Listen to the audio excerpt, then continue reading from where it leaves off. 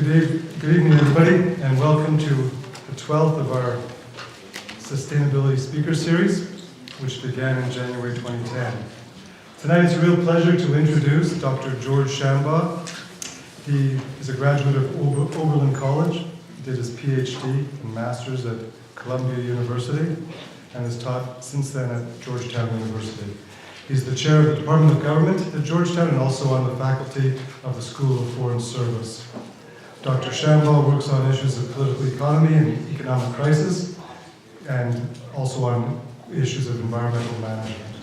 He's the author or editor of Anarchy in the Environment and States, Firms, and Power, and his forthcoming book is entitled State Capacity and Economic Crisis. Tonight he's going to talk to us about challenges and sustainability in the global economy. Please join me in welcoming Dr. George Shambaugh.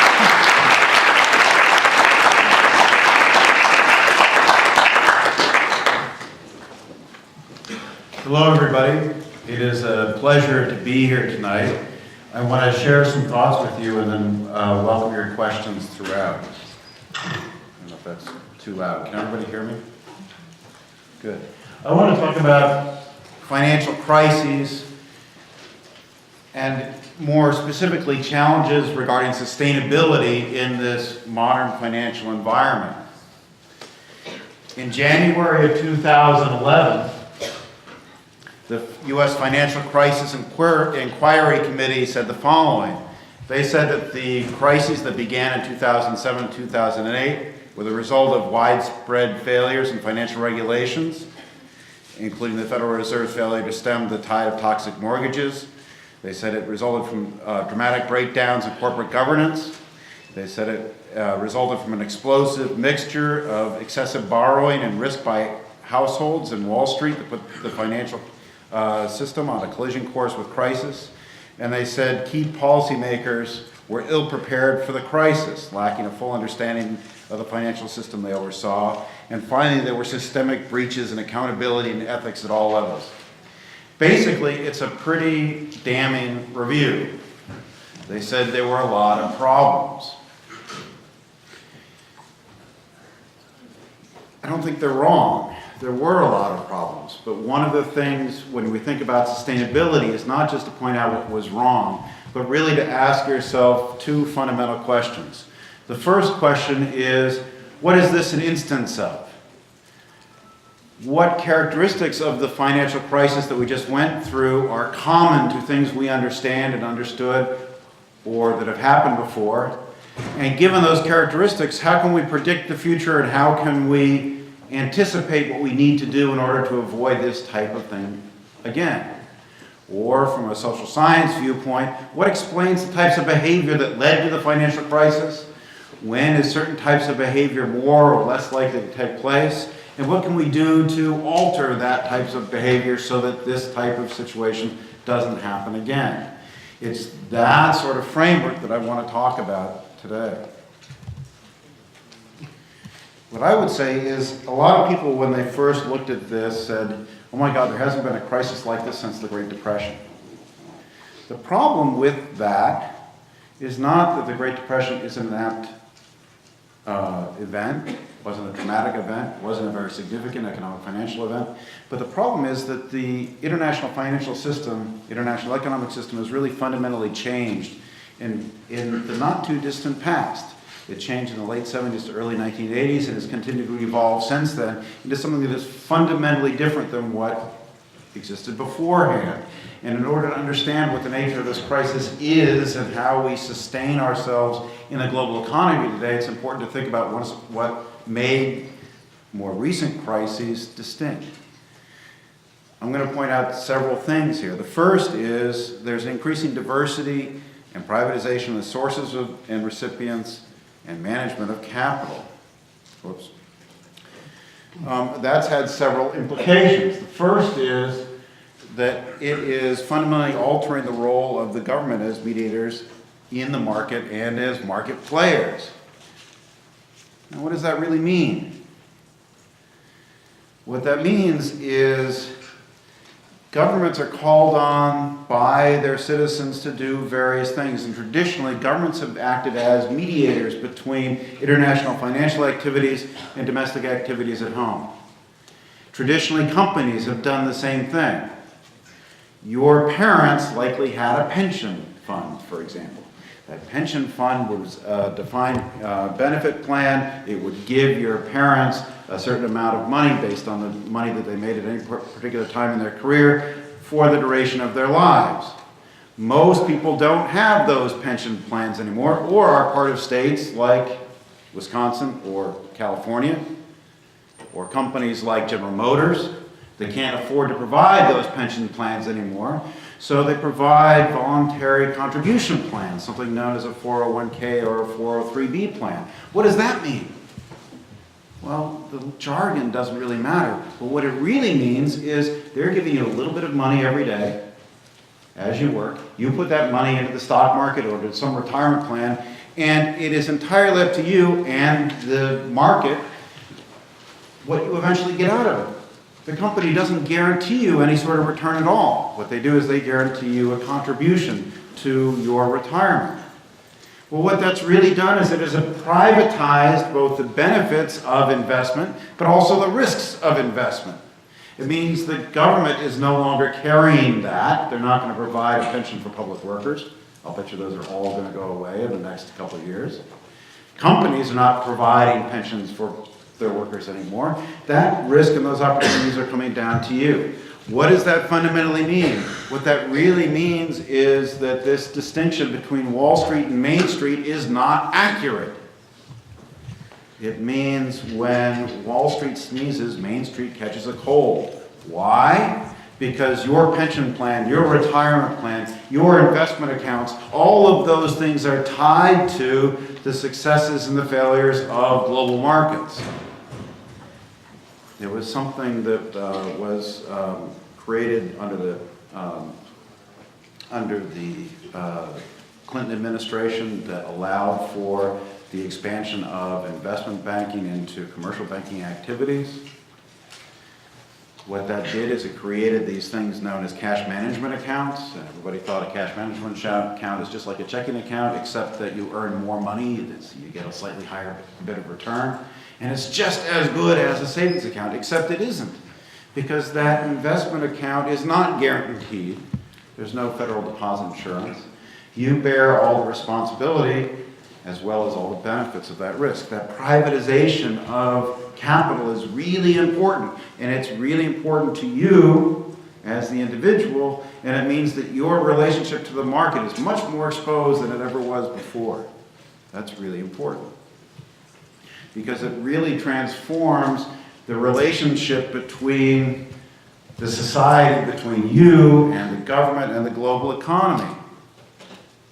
A lot of people over the last couple decades have come up with arguments that all you need to do is create a social safety net for the losers from globalization. They won't protest, and you can liberalize, you can globalize as much as you want, and that's just fine. But what's interesting about the global economy today is there's really a bifurcation going on. It is not a question of social safety nets anymore. Indeed, governments are privatizing that to individuals. It is increasingly, however, a question of bifurcation. There are winners and losers, but what we're seeing in this global recovery, and we are recovering from this financial crisis now, is really a split between unionized and non-unionized workers, a split between people in the formal sector and informal sector, a split between people who are aptly employed and underemployed, if not unemployed. And that split isn't changing. People are talking about a jobless recovery. What they're talking about is a social and economic split where certain segments of the society are indeed recovering and others are not. What does that do? What that does is it transforms, again, the role of the government in the economy, because instead of providing basic safety nets, i.e. unemployment insurance or basic health care for everybody, the government becomes not that provider of a social safety net, but rather the not just lender of last resort, but the protector of last resort. Everybody fears bailouts, But bailouts are exactly what you get if you get rid of that social safety net, but then end up with companies or firms or individuals that become destitute. So it's transforming state, society, government, society relations in a pretty fundamental way. Within this global context, it's important to recognize that economic uncertainty is compounded by political uncertainty. Every single crisis in the last 20 years, whether there are crises involving the Asian financial crisis in the late 1990s, the Russian financial crisis in the late 1990s, the Latin American financial crisis around 2000, the financial crisis here in the United States, or the financial crisis in Europe. Every single one of those were triggered in part not just by economic fundamentals, they were triggered by political complications, by political uncertainty. What I'm going to argue today is the trick to one of the tricks to sustainability is recognizing how this interaction between political leaders and economic leaders can really give you an accurate or fairly accurate assessment of conditions of what Greenspan would call irrational economic exuberance. I think it was perfectly rational, but economic exuberance, political exuberance, periods of economic or political stability, reform and collapse. That relationship between economic leaders and political leaders is also a pretty good sign of bargaining power and the ability to manage labor unions, manage financial firms, manage corporations, negotiate on the international financial level, and stabilize investor and consumer expectations, without which money becomes fickle and tends to fly away. The other point related to political uncertainty is that success at home breeds success abroad. When you think about the international economy, it's important to think about at least three different groups of people. There are the agenda setters. Those are the people and the countries and the governments that kind of establish the policy, establish the objectives, establish the criteria you want to shoot for. There are the regulators, international regulators, such as the Basel Committee in Switzerland. The interesting thing about international finance and the global economy is that most of that is based on soft law. Unlike trade, there are no treaties, or very few treaties in international finance. It's almost all central bankers getting together, negotiating, coming up with standards and practices, but it's all informal. To be effective, it requires compliance and conforming on a national level. On top of that, there are international monitors, the IMF, the World Bank, the OECD. A lot of people think about the IMF as this institution that was created by Harry Dexter White and John Maynard Keynes. It's supposed to go out there and really stabilize monetary relations. People think about the International Monetary Fund as this entity out there that's going to provide liquidity if only you can comply with its financial requirements or political requirements of conditionality. But the reality of the IMF is it has never had enough money to do that. The role of the IMF is not to provide liquidity to get through short-term balance of payments problems, which it says it is. Rather, it's to give you a good housekeeping seal of approval so that private financiers will come in and invest in your countries. So the short story here is political uncertainty can compound market uncertainty. Those things are really critically important. How does this all work together? Well, there's several ideas about the way the state and the market work. One traditional way of thinking about this is that international markets constrain policy choices.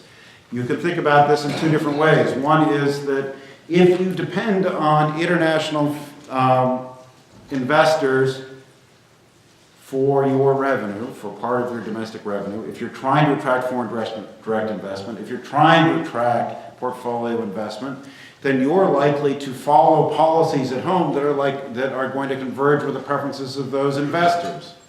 That is, dependence on capital, dependence on international market flows is going to lead to a convergence of policies around the world that look like the quote-unquote Washington consensus.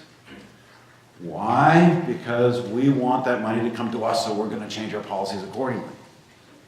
Another way to think about it is not that there's a convergence based on the interest of international investors, but instead it's an efficiency hypothesis. The market leads to a maximization of comparative advantage and competition, and so in order to compete effectively, we need to be free from government intervention. We need to be able to respond as quickly as we can in an international competitive marketplace.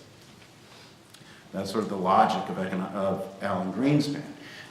What Greenspan used that logic to do is to promote deregulation, that is, get the government out of the economy.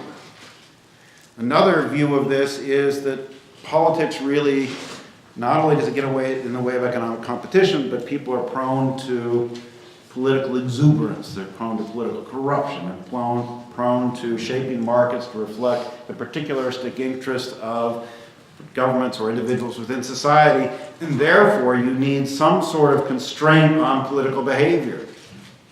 You need central banks to sort of constrain prices to keep politicians in check. You need basically economic institutions to keep politicians honest. Well, one of the ongoing debates today about the global economy is what role those economic institutions, particularly a central bank, should play. That is, whether the central bank should be fairly conservative. I put it down here, John Taylor's rule or Paul Volcker, whether the central bank should play a very conservative role in control inflation, or the central bank should take a more active role and try to manage the entire economy instead. These ideas really are about the role of the market, and they give prominence to the market, and they argue that the market is really an answer. The market should really constrain policy decisions, whether it's a global market and global market competition, that first half, or whether it is economic institutions constraining political leaders, which is the second. It is those decisions that these individuals, or those debates that these individuals are engaged in. This is Alan Greenspan, former Federal Reserve Chairman, king of deregulation. This is Paul Volcker. That is Strauss-Kahn, head of the World Bank. That is Ben Bernanke. That is the head of the European Central Bank, Mr. Trichet. This is Paul Geithner. All of these people are arguing out the role of the central bank. They're arguing out the role of deregulation. They're all thinking in terms of these basic ideas about international markets and policy choices. That's their worldview. I'm going to argue fundamentally that they're missing half the story. And part of the reason that part of the way we get to sustainability is we get beyond this thinking of markets constraining politics, and instead we think about the interaction between economic leaders on one hand, political leaders on the other hand, and how that relationship then affects markets, and how that relationship affects economic policy. What I would suggest is to think about it as follows. That is, you can think about political leaders on this axis as being weak or strong, and you can think about economic leaders as being weak or strong. Whoops. If economic policy leaders are strong and political policy leaders are strong, we're in an optimal situation. We're in a situation where economic leaders like Ben Bernanke of the Federal Reserve, Central Bank, is strong. He's promoting economic policy stability. If the president is strong and he is strong, they're working together, they can mutually reinforce one another and drive economic reform in a particular way. Or they can hold each other in check. This situation is one of economic stability. This situation is one of something that is a desired goal by most economic policymakers. On the other hand, you might have a situation where the politician is strong, the political leaders are strong, but the economic policymakers are weak. This is a case where you're going to have a likelihood of political exuberance. This is a case where you're going to have political behavior that may be opportunistic. This is a case where you're going to get excessive fiscal expenditure. This is a case where you're going to get political behavior that may not have a lot of economic credibility. You might also have a situation on the opposite end, a situation of which I would call economic exuberance. That is a situation of deregulation, a situation of strong economic leaders with political counterparts that can't counterbalance them. Or you have weak economic and political actors and you get maximum craziness, you get maximum uncertainty. So, in this sort of situation, what do we get? When you have a situation, oh, I'm sorry, I forgot I wasn't supposed to walk over. When you have a situation of strong economic and political leaders who can sell for, you're going to get price stability, you're going to get economic stability, you're going to get strong negotiations, effective bargaining. When you are in cell 3, when you have strong political leaders but weak economic counterparts, well, political business cycles are likely, political corruption and patronage is likely. People may doubt that the president or the political leaders are going to really pursue economic policies that are going to be stable in the long term. When you are up in the upper left-hand cell number 2, policy inertia is likely to be high. You're going to get economic leaders that are going to be trying to promote economic policy but not have the political clout to carry it out. When you're in the upper right-hand quarter, you're likely to get financial chaos. This is sort of a model, but let me walk you through what it looks like. And I want to walk you through what it looks like by sharing some experiences from recent financial crises.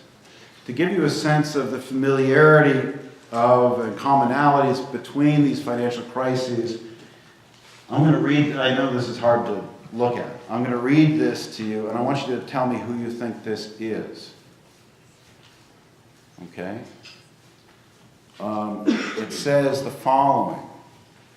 Even before his inauguration, the charismatic president-elect became actively involved in formulating the nation's response to a growing financial crisis that was ravaging his country and had overwhelmed his discredited and increasingly unpopular predecessor.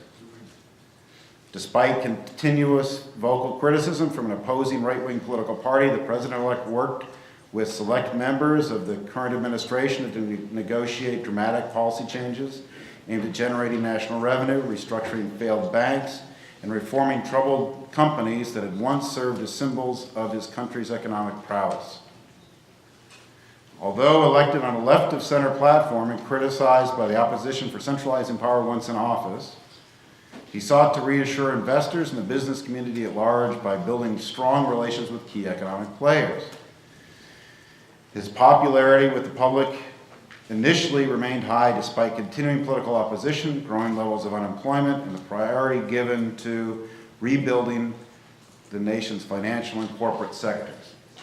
Let me add one more thing. 2 years after being put into office, the opposition party scored major political gains. So who is it? Is it him? Well, it could be, but it isn't. It was actually him. This is President Kim Dae-jung of South Korea. That paragraph came off of his epitaph. He died in August of last year. And what it was describing was him coming into office. He was elected in the fall of 1997, right as the Asian financial crisis was hitting South Korea. The previous South Korean president resigned before the end of his term finished. And before Kim Dae-jung was elected president, became president, which was early in 1998, in December of 1997, he worked with members of the previous administration to negotiate a deal with the IMF and help out rebuild from the Korean financial crisis. Almost exactly like President-elect Obama, who came in during the presidential campaign. President Bush had been discredited in part because of Iraq and other matters. Henry Paulson and Ben Bernanke. Henry Paulson, who was the Treasury Secretary, and Ben Bernanke is the Federal Reserve Chairman, were both very strong economic leaders, but there was no political leader. The Bush administration basically collapsed behind them. So we were in a situation where you had a strong economic leader, but very weak political leader. The strong economic leaders had ideas about what to do. It was known as the TARP. We were going to put $700 million into the economy. And Bernanke and Paulson went to Congress on September 18th and said, we have to do this by Monday or the entire country's going to collapse. And what happened? Did we do it by Monday? No. Things didn't actually begin to rectify themselves until after the election. And once Obama was elected, confidence began to come back. Congress actually moved ahead and passed the TARP, and things began to move along. Strong economic leaders alone, absent their political counterparts, are not sufficient to get the job done. And if you look at this behavior, either with President Obama, with the financial crisis of 2008, President Kim Dae-jung of Korea with the crisis of 1997, or Carlos Menem of Argentina with the crisis at that point in 1988, or with Nestor Kirchner and his wife Cristina of Argentina in the crisis of 2000-2001. All of these leaders came into power in the midst of a financial crisis that was brewing. All of them came into power in a situation when the political leadership had been discredited or lost political clout. All of them came into power when the economic ministries, in Korea it was the economic ministry, in the United States it was still the same, it was still Ben Bernanke, still the same Fed chairman. In Argentina it was still Levani, the same minister of the economy. Those economic leaders were in power, but those economic leaders, as strong as they were not able to drive to correct the economy. They were not able to get things done because they didn't have a strong counterpart. These players, these political leaders came in to change things. And they were effective, each for about 2 to 4 years.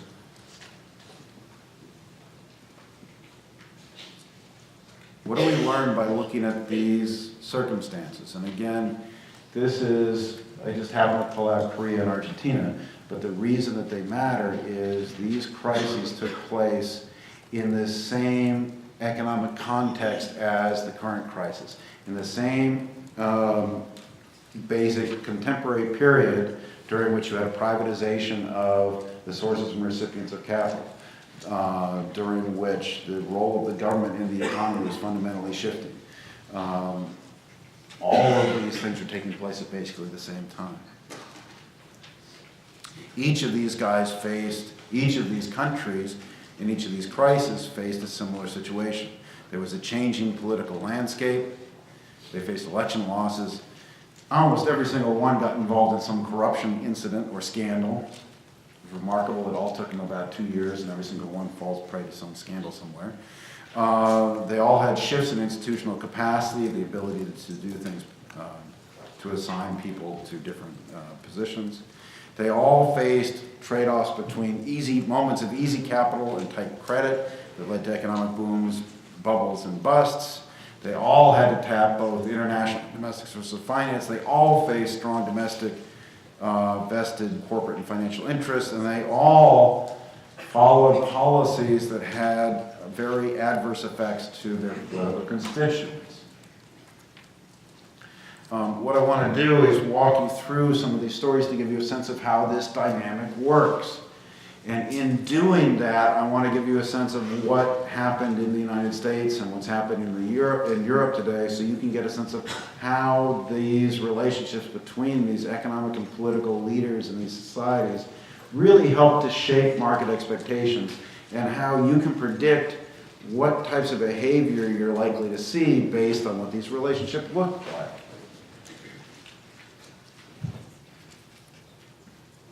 So I'm going to go through this quickly and then I'll tell you the story behind it. Actually, I'll come back to this in a second. Let me tell you the story of Argentina, then I'll go back to that table.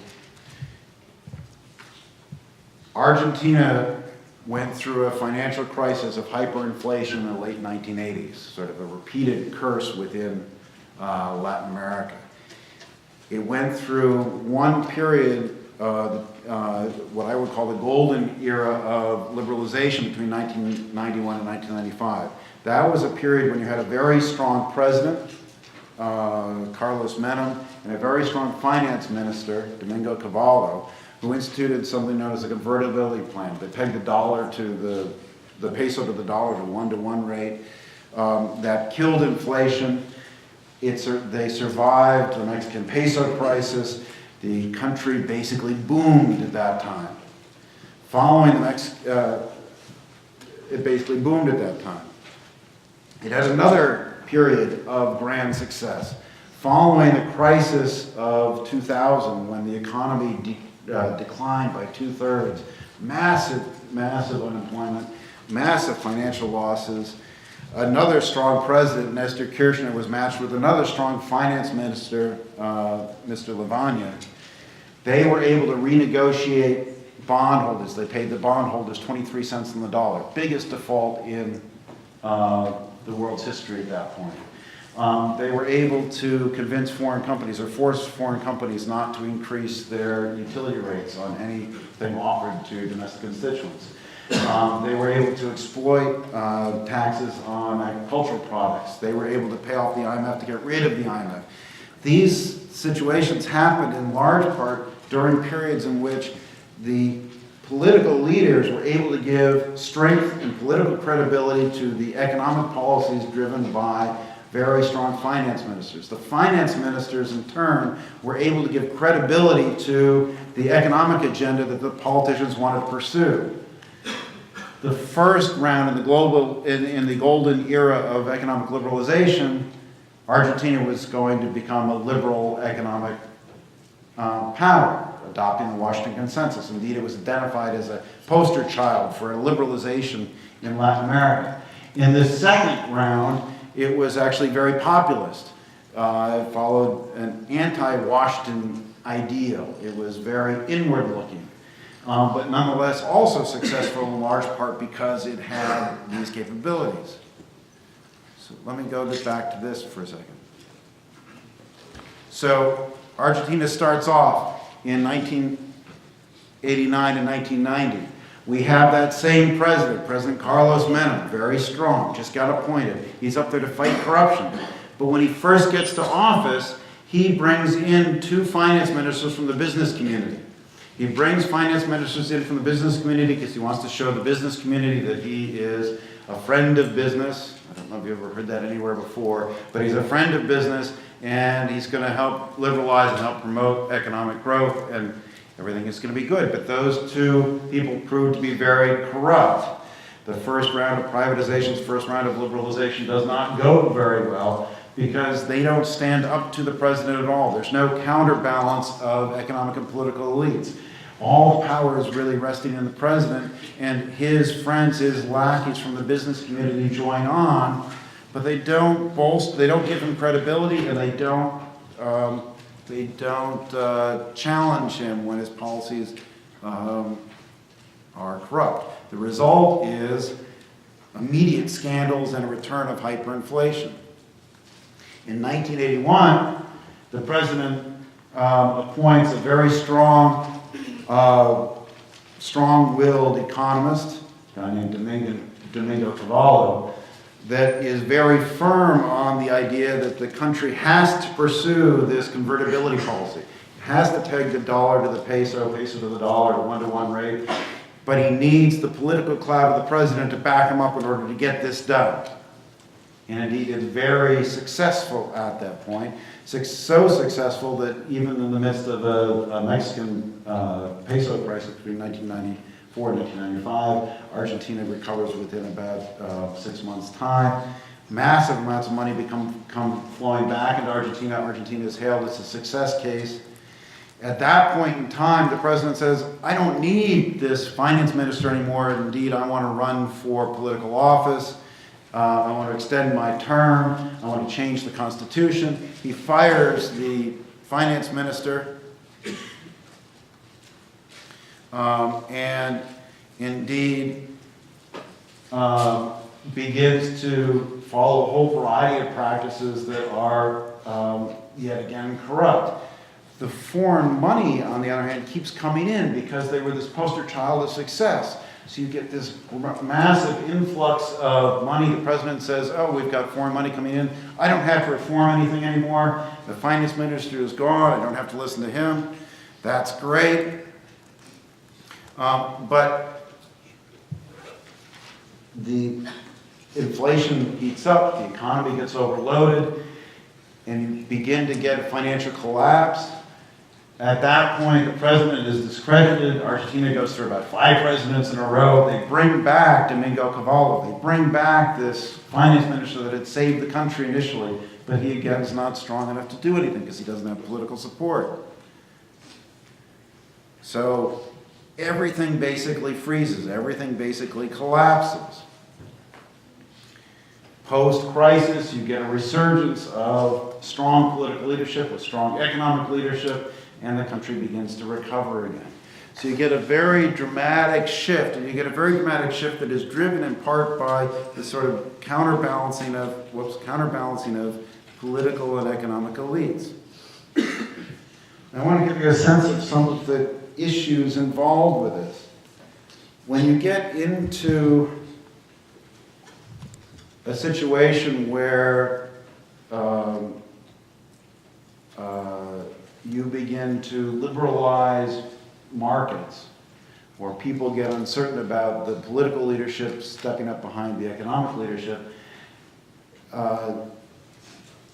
individuals and governments and others in the market begin to adapt to that. And I want to give you a sense of what that looks like. Thinking about Argentina, but the same thing happened in Korea, the same thing happens in the United States. This is a period from here to here where you have strong economic and political leadership within that country. And what this is looking at is mortgages in pesos and mortgages in dollars. What happened at this particular point in time is that the number of mortgages in dollars begins to exceed the number of mortgages in pesos. What's going on here is banks are beginning to pick up on the idea that there may be some financial risk. So what the banks are beginning to do is they begin to engage in what's known as liability dollarization. That is, they begin to lend money. You take out a loan denominated in dollars, even though you're getting paid in pesos. So in other words, what the banks begin to do is they begin to shift the burden of that risk, the burden of the exchange risk, the burden of some sort of financial collapse, not onto themselves, but rather onto you, onto the people. And what happens here is the banks picked up on the idea that this country might be collapsing. And here's the collapse. But what was happening is they were shifting the risk. They were shifting the risk from themselves onto the borrowers, onto the individuals. Right? It's a shift in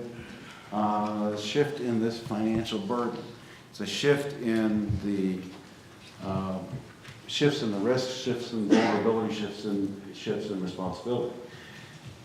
The other thing that was curious is this is a map of pension funds in Argentina, And they did something that I think is likely to happen here, but hasn't quite happened yet. The government started to run into problems. International sources of liquidity began to dry up about this point. What you see at that point is a large shift in blue. Well, what was going on is that the government decided to raid local pension funds. Basically, they required people to take their savings and use that pension fund to buy government bonds in order to buy government debt. Basically, they shifted, again, the obligation of the country onto the individual. The government needed liquidity, they wanted to tap those retirement funds, so they shifted the nature of the funds towards government bonds. Again, what's happening here is a shift of the burden, shift of the risk from the state to the individual. Instead of going through Korea, let me show you the United States. So, whoops, sorry about that. You get to the United States. When you get to the United States, we go back to the early Clinton administration. Back in the early Clinton administration, we were in a situation where Alan Greenspan and President Clinton worked out a rather implicit deal. When Clinton first came to office, he wanted to engage in a fiscal stimulus. Alan Greenspan didn't want him to engage in a fiscal stimulus, and they basically cut an implicit agreement. And the implicit agreement was that if the Clinton administration agreed to keep its fiscal stimulus low or down, Alan Greenspan would keep interest rates low. The combination of those things worked out very well, and Greenspan gave credibility to the Clinton economic team to create the 1993 economic plan that basically led to balanced budgets. And Clinton had the political clout at that time to support Alan Greenspan's idea. This led to a very strong, very stable, very mutually reinforcing economic situation.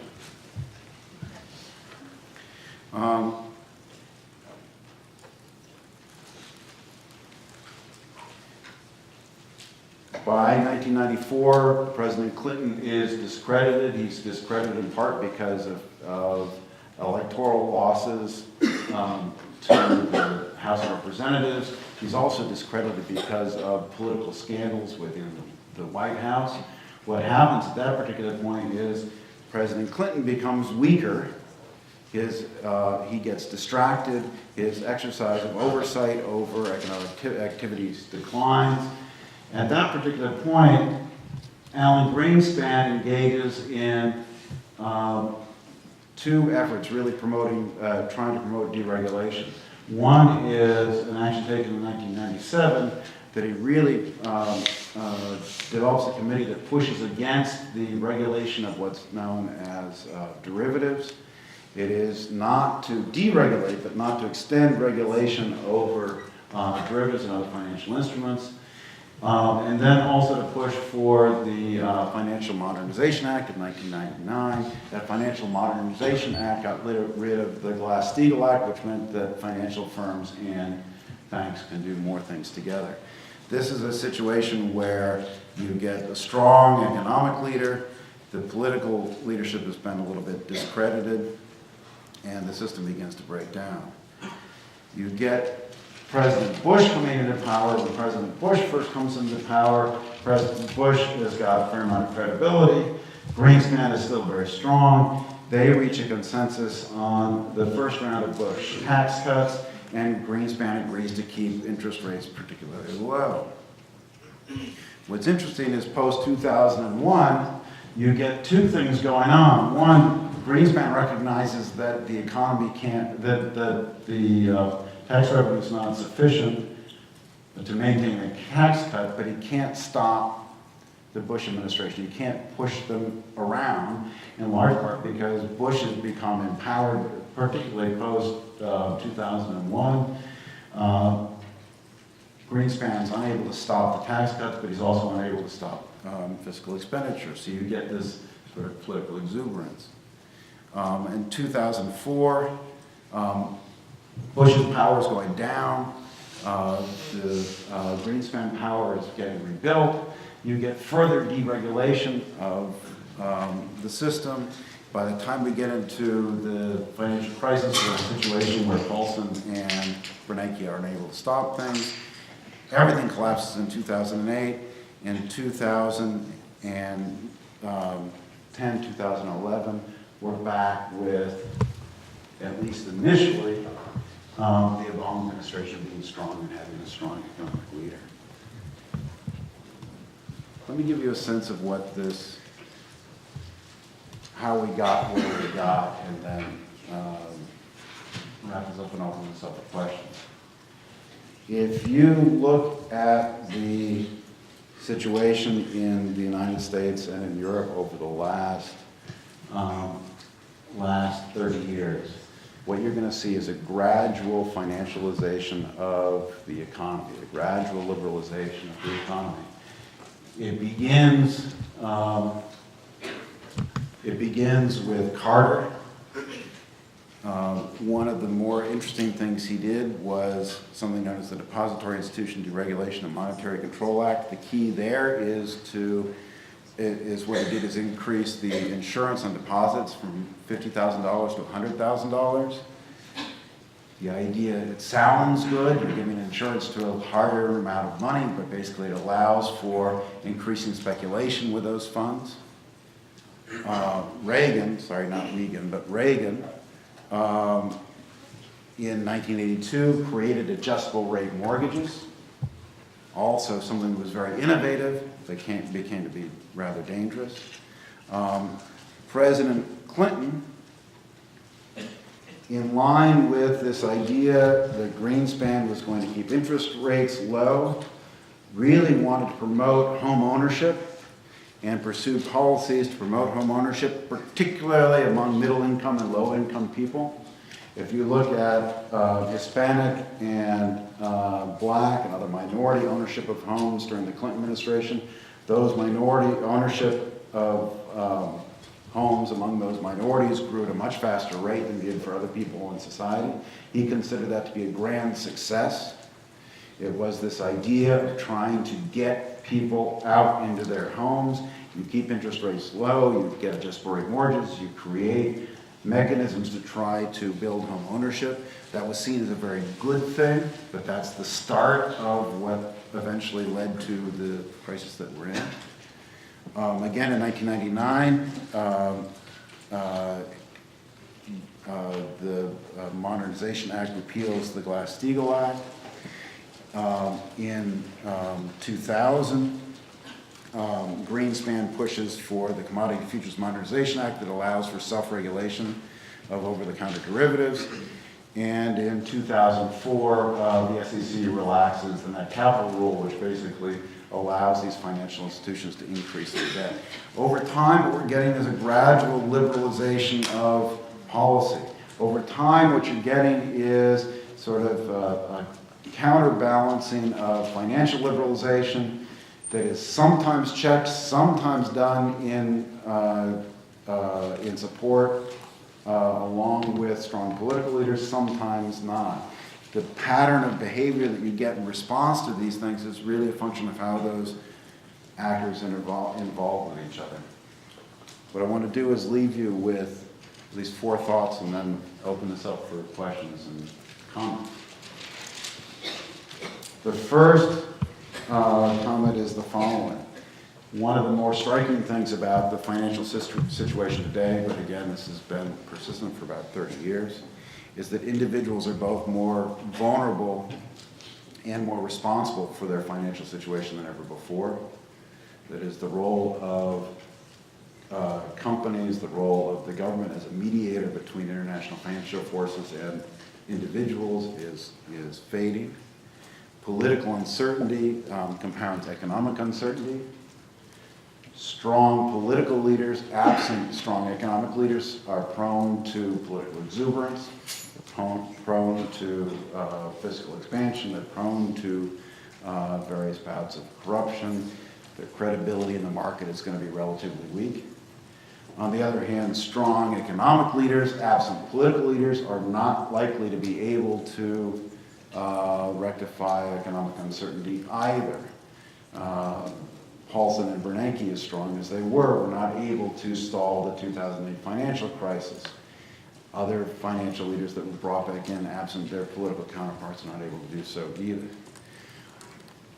When you have a strong economic leader but a weak political leader, those economic leaders may also be able to capture the agenda. It is under those circumstances that you get liberalization with only limited oversight. It is that situation where you tend to get economic exuberance. It is not illogical economic or irrational economic exuberance. It made sense for the Clinton administration to try to promote home ownership with lower interest rates. It makes sense for individuals to take advantage of lower interest rates, of adjustable rate mortgages, of other assets to try to increase home ownership.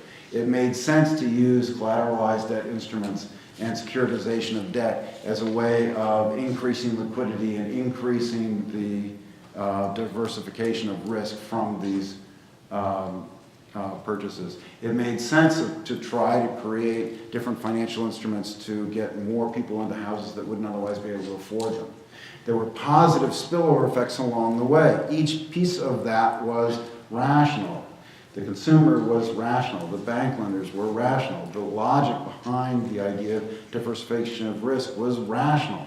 It's not irrational, exuberant behavior, irrationally exuberant, but it is economically exuberant, and that can indeed be dangerous.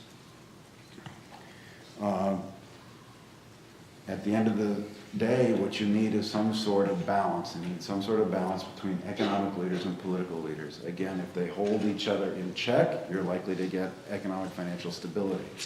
If they bolster one another, you're likely to enhance credibility.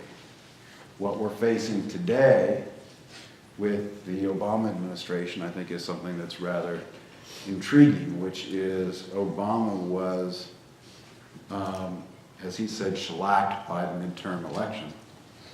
But what you're seeing now is his political recovery.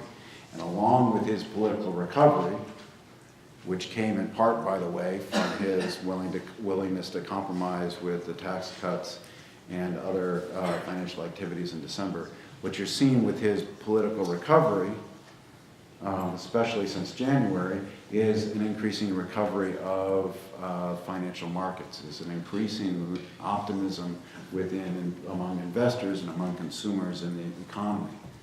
It's not a question of simply are we cutting the debt or not. That idea of cutting the debt or not right at this point in time is rather silly, because the amounts of money that people are talking about cutting are really minuscule relative to what it will take to actually balance a budget. But what you're seeing is an increasing amount of certainty, a decrease in uncertainty in terms of political ambition, in terms of political objectives, in terms of political direction. It matters less what that direction is than that you know which way the political leaders are likely to go. What you're seeing with Bernanke now is not a member of the Federal Reserve that is simply trying to hold the economy in check. You're seeing a Federal Reserve chairman that is working in tandem with the political leaders to try to stimulate the economy when necessary, to try to redirect financial support when that political support is lacking. There's a lot of discussion right now about what's known as quantitative easing, which is the use of money by the Federal Reserve to stimulate the economy. What's interesting about QE2, the second round of quantitative easing, is that it was implemented right after the elections last fall. And basically, the Federal Reserve chairman was waiting for those elections to take place so it wouldn't be part of the political process, but seeing the elections taking place, not recognizing that the new Congress was not going to put through a fiscal stimulus, he put through an economic stimulus right away. Well, that economic stimulus, in some ways, some people would say is going to build up the debt. It's going to make things worse off. It's going to increase inflation. If that were the case, you would expect the stock market to decline. If instead you think of this not as something where he was trying to increase the money supply and it's going to have all these deleterious effects, but instead you see this as the economic leadership working in tandem with the political leadership that's now been solidified, i.e. they're bolstering and reinforcing each other, you would expect the economy to begin to recover. You would expect the markets to begin to rise. You would expect consumer confidence to begin to come back.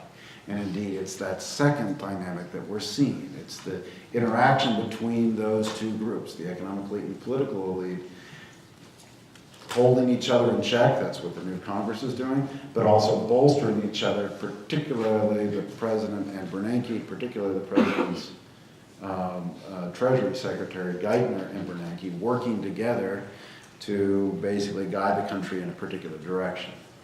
And that political certainty enhances the certainty of economic policy, which decreases risk and leads to kind of more stability going forward, even though there are a lot of problems that we have to deal with. Take care. Thank you very much.